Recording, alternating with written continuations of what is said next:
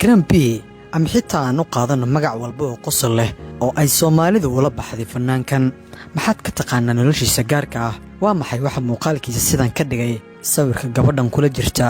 miyaa ku qasabtay in isaga isbitaalka loola cararo haddaba muuqaalkan ayaan idinkugu soo gudbin doonaa waxyaabo badan oo ku qarsoon nolosha fanaankan ay dadka qaar ku kaftamaan balse ka saameyn badan sida la moodo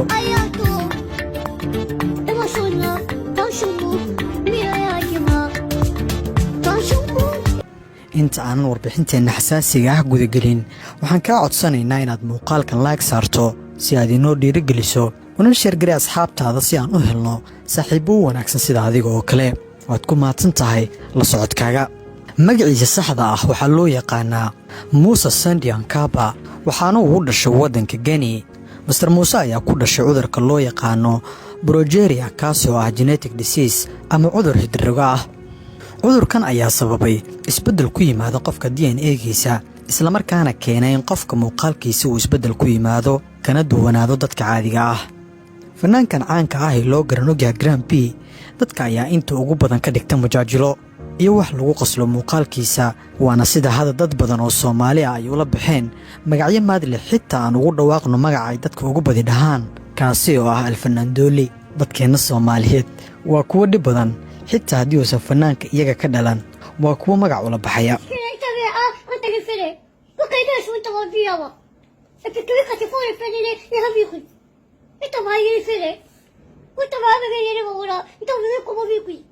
jilaagan ayaa bandhigiisii ugu horreeyay waxa uu ku qabtay dalka Guinea dad badan ayuuna kaga yaabsaday islamar ahaantaana waxa uu soo bandhigay bandhig faneed yaabi aan firiir ku riday dhammaan daawadayaashii ka soo qayb galay xafladdaasi Sidiki Diabete ayaa ah saaxiibka Grampi kaasi oo gacan weyn ka geystay kuna dhiirigeliyay inuu jilaa noqdo kana faa'iideysto talentiga uu leeyahay Grampi oo ah fanaanka loogu hadalhaynta badan yahay adduunka waqtigan ayaa caan ku ah inuu mar walba labada gacmood is saarto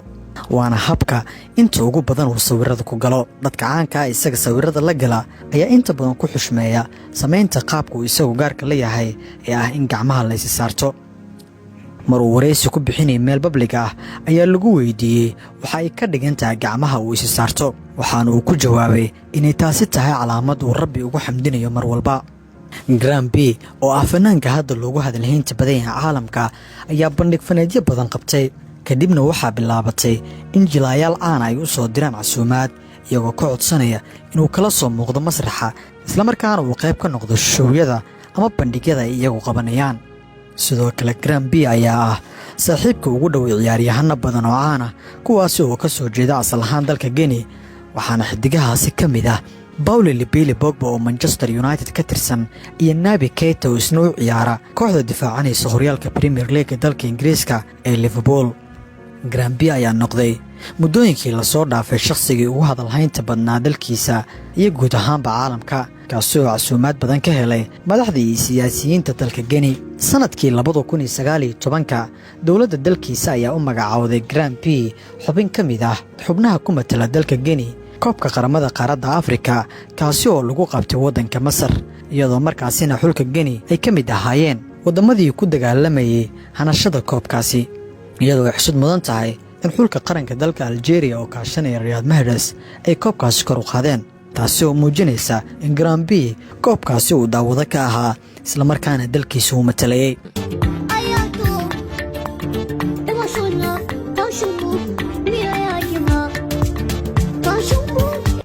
Mr. Musa haatan waa qof magac ku leh dhammaan caalamka isagoo muujiyay in muuqaalkiisa uusan waxba u dhibin xirfad faneedkiisa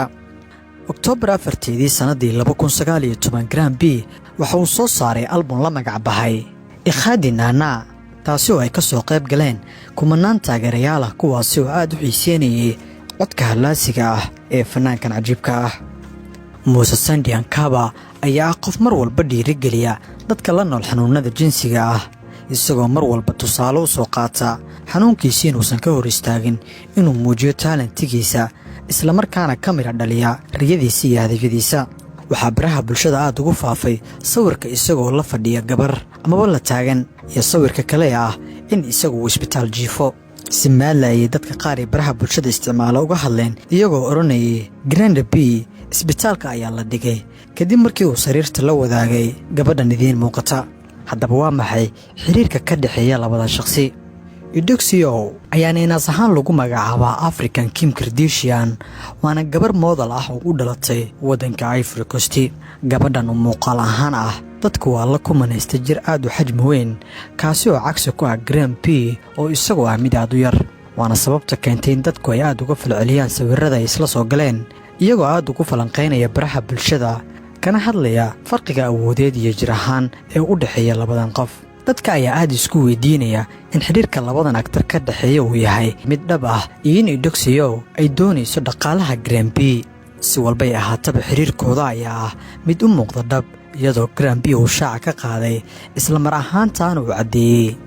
in isaga iyo gabadha aktaradda ah ee ka soo jeeda waddanka Ivory Coast ay xiriir qurux badan oo jacayl wada leeyihiin. Grande B ayaa haatan ku sugan dalka Côte d'Ivoire ama Ivory Coast. warbixin uu siiyey TV laga leeyahay dalkaasi ayaa waxa uu ku sheegay in xiriirkooda jacayl uu yahay mid sax ah, isla mar ahaantaana ay dhowaan u gudbi doonaan wejigiisa labaad ee dhanka guurka. isagoo sii wata warbixintiisa, Grande B oo ah shakhsiga ay warbixintani ku socoto ayaa sheegay inuu u diray casuumaad Eudoxia markii uu qabanaya bandhig fanaad ka qabsoomay dalkiisa Geni. xiriirkooda jacayl ayaana halkaasi ka bilowday. labada lamaane ayaa la filayaa in maalmaha soo socda uu dhaco guurkooda. yelkeede gabadhan lagu neenaaso African Kim Kardashian ayaa ku sii deysay ciwaankeeda bogga Instagram-ka iyadoo shaacinaysa in dhowaan uu dhici doono guurka iyada iyo wiilka ay dunida ka calmatay Master Grande B. muuqaalkaasi ayaana lagu duubay meel mool ah oo laga iibsado dharka arooska ama loo yaqaano taashka. dukaanka shoppingka ay ka samaysanayeen labada lamaane ayaa mid caan ah oo loo yaqaano Mira Beauty Institute, kaasi oo laga iibsado dharka arooska. waxaan filayaa in wax badan aad ka ogaatay nolosha lamaanahan. si qaas ah fanaankan caanka ah ee loo yaqaano Musa Sandian Kaba loona garan ogyahay Grande B.